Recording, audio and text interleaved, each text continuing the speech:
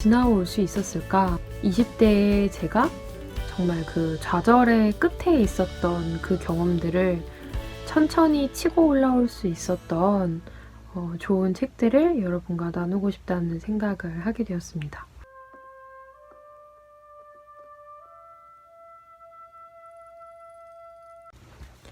안녕하세요, 여러분. 북필름 소라입니다. 오늘은 제가 저희 20대를 살린 4권의 책을 가져와 봤습니다. 조금 무거운 책들인데요. 짜잔, 이렇게 지금 한 권씩 설명을 좀 드려볼게요. 지난주에 북필름 키트 관련된 영상을 올리고 나서 총 5분의 구독자분들께 배송을 좀 공지 드리고 영상을 진행하려고 합니다. 너무너무 감사하게도 여러분들의 고민과 그리고 책과 영상 취향 그리고 또 그 외에 기타 저에게 하고 싶으신 말씀을 막 적어주신 걸 보면서 진짜 되게 감동받고 혼자 막 너무 감사하고 또 신기하다는 마음이 들었던 것 같아요. 한 사람 한 사람과 깊게 연결이 돼서 그분들에게 진짜 어떤 가치를 줄 수 있었으면 좋겠다라고 생각을 했었는데, 그런 의미에서 30대가 되면서 네, 정말 질풍노도 시기였던 20대를 어떻게 이렇게 그래도 지나올 수 있었을까? 20대의 제가 정말 그 좌절의 끝에 있었던 그 경험들을 천천히 치고 올라올 수 있었던 좋은 책들을 여러분과 나누고 싶다는 생각을 하게 되었습니다. 네, 이렇게 총 4권의 책을 가지고 왔습니다. 20대에 읽었던 책 중에서도 정말 좋은 책이 많이 있었는데 오늘 이렇게 4권의 책을 선택해 모은 이유는 20대 초, 중, 후반에 걸쳐서 저에게 있었던 좀 큰 사건들과 연결되어 있는 책이에요.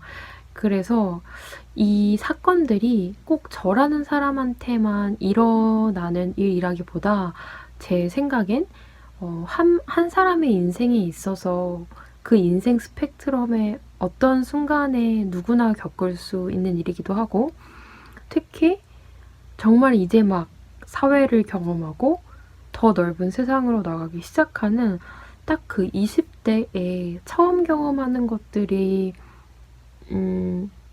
불완전하기 때문에 어려운 이야기들을 극복해내고 다음 단계로 좀 나갈 수 있게 도와준 책들이었던 것 같아요. 그래서 하나씩 좀 꺼내서 이야기를 해보도록 하겠습니다. 네, 먼저 첫 번째로 제가 가져온 책은 딱 20살에 20대 초반의 저에게 변화를 주었던 서양미술사라는 책입니다. 곰브리치의 서양미술사 이 책이라고 하면 예술 서적에 좀 집대성한 책으로 워낙 알려져 있고요. 하나의 미술사 책을 꼽으라고 한다면 처음과 끝을 알 수 있는 책으로 이 책을 좀 추천드려요. 이 책이 저한테 어떤 의미가 있었냐면요. 때는 바야흐로 10년 전쯤이네요. 제가 미술사 학을 공부하고 싶어서 역사학과에 이제 들어갔다는 이야기를 진로 고민 상담 영상에서 한번 한 적이 있는데요. 그 영상에 상세 내용이 있으니까 혹시 못 보신 분들을 위해서 여기 아이카드로 걸어놓도록 하겠습니다. 네, 어쨌든 그래서 본론으로 돌아와서 그 영상의 내용을 조금 압축해서 이야기하지만 저는 미술을 엄청 좋아하는 학생이었던 거죠. 그래서 중학교, 고등학교 때 제가 항상 제일 좋아하는 과목은 미술이었고 미술 선생님도 저한테 미대를 가는 게 어떠냐는 추천을 많이 해주셨어요.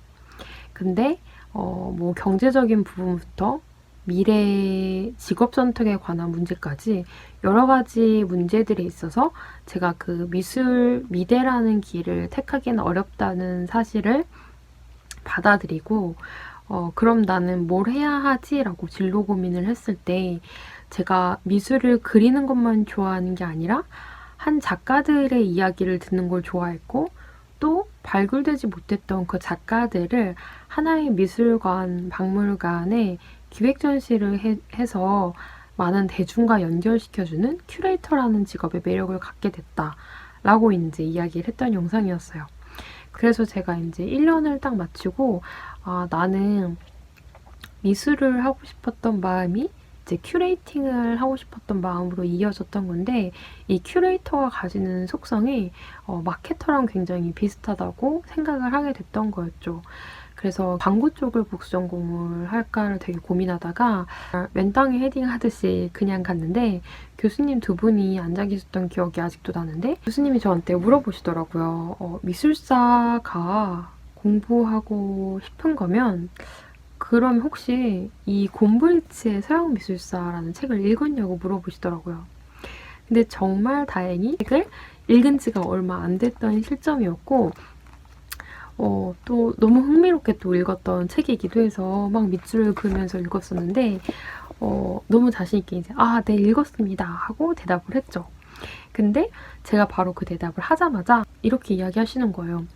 그러면 내가 면접관이 아니라 이 책을 안 읽어본 고객이라고 생각하고 이 책을 한번 팔아보라는 거예요. 지금 생각해보면 그게 마케팅의 되게 이제 기초인 거죠. 어떤 제가 만든 제품이 사람들이 아직 모를 때, 시장에 아직 소개되지 않았을 때 사람들이 이 제품을 보고 와 되게 써보고 싶다라고 생각을 하고 한 번 써봤을 때 좋으면 두 번 써보고 그게 두 번 써봤을 때 좋으면 진짜 고객이 되어가는 과정인 거잖아요. 그거랑 이제 비슷한 맥락이었던 것 같아요. 근데 제가 그때 정말 어버버하면서 이렇게 대답을 했어요. 이 서양미술사라는 책은요 엄청 두꺼운 책입니다. 그래서 사실 손이 잘 안 가고 읽기도 전에 이 표지만 보고 되게 읽고 싶지 않은 책, 어려운 책이다라고 편견을 가질 수 있는데요. 사실 딱 한 번만 그냥 이렇게 드르륵 들쳐만 보면 그림이 엄청 크고 많은 책이라서 정말 쉽게 재미있게 읽을 수 있는 책입니다. 라고 대답을 했어요.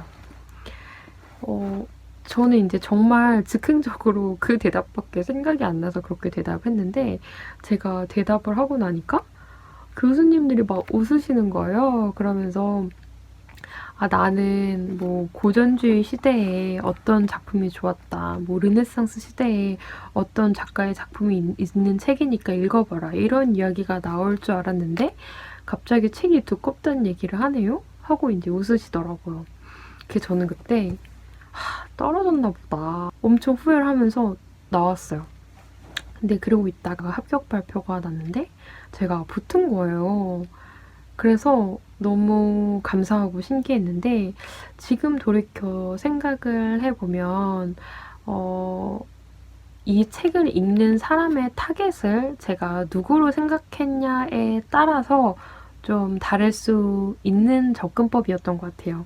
그러니까 교수님들께서 이야기하셨던 부분도 이해가 되는 게 미술사에 어느 정도 관심이 있는 사람들 그리고 미술에 대해서 좀 더 알고 싶으신 분들에게는 이 책을 예술적으로, 예술사학적으로 작가와 작품을 위주로 설명하는 게 맞다고 생각이 들거든요. 근데 저는 제가 대학교 1학년이었고 그리고 제 주변에 미술사에 관심 있는 사람들이 그렇게 대중적으로 많지는 않았어요. 그러다 보니까 제 기준에서 저의 타겟은 저 같은 이제 약간 학생들인 거죠. 그래서 책을 보는 것보다는 이제 술을 마시러 가거나 아니면 책 읽는 것 자체를 그렇게 흥미있어 하지 않는 친구들이 생각이 나서 저는 이 책 겁먹지 말고 읽어봐라 하고 이제 약간 그런 티저 느낌이라고 해야 되나? 이 책의 좀 접근 용이성에 대한 매력을 이야기했던 것 같아요. 그래서 뭐가 맞는지는 모르겠지만 신제품을 만들 때도 만드는 사람이 자신감을 갖고 만드는 건 맞지만 실제 시장에 내놓기 전까지는 그 반응을 100% 예측할 수는 없거든요.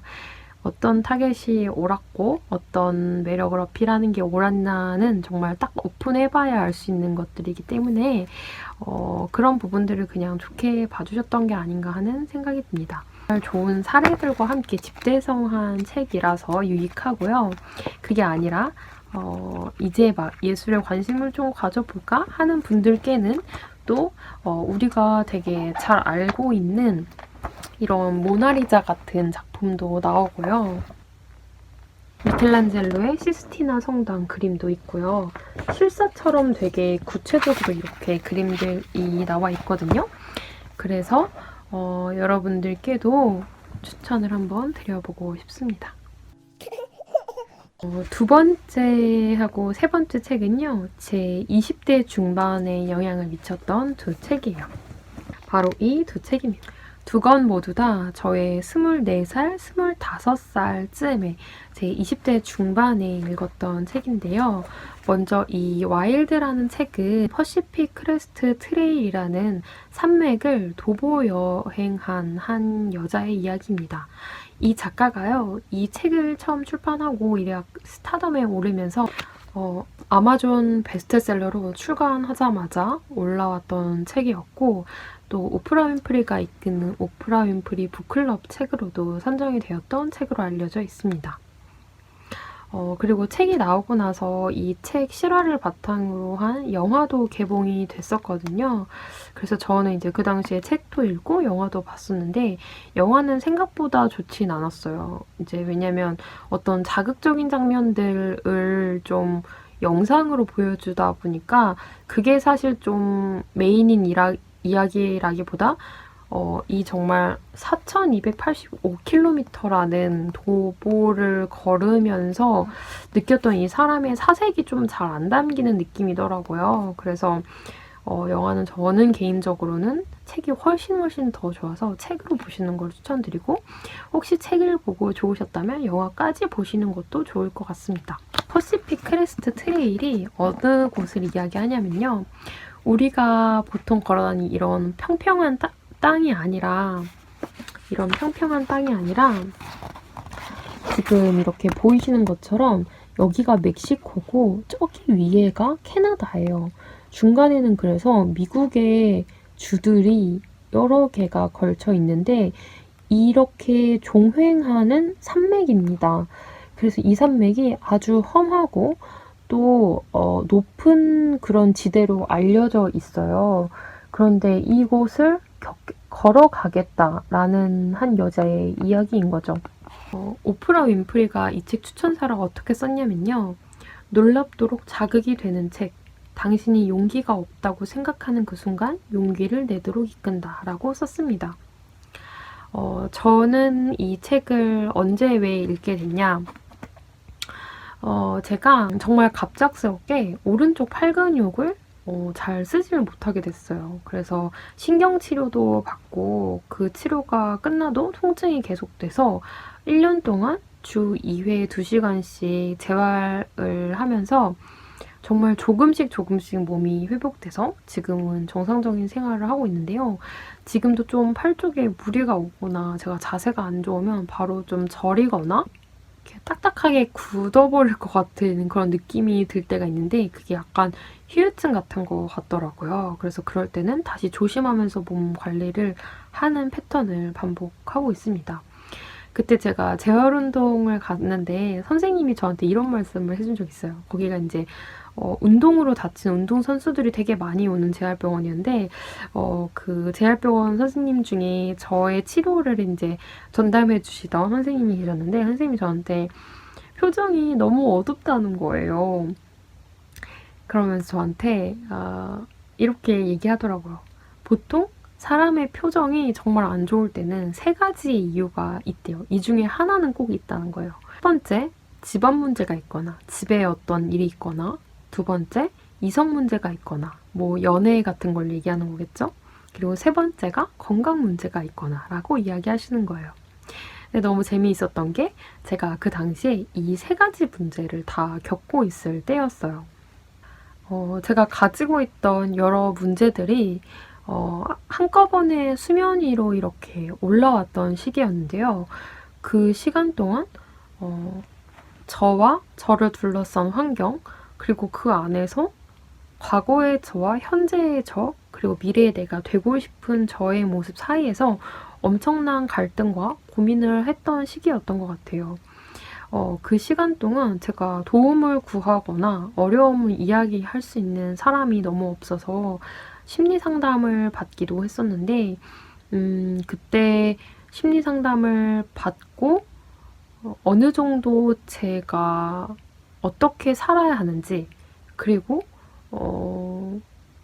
되게 많은 치유와 회복들이 생겨나면서 그쯤에 이 책도 알게 돼서 읽었던 거였죠.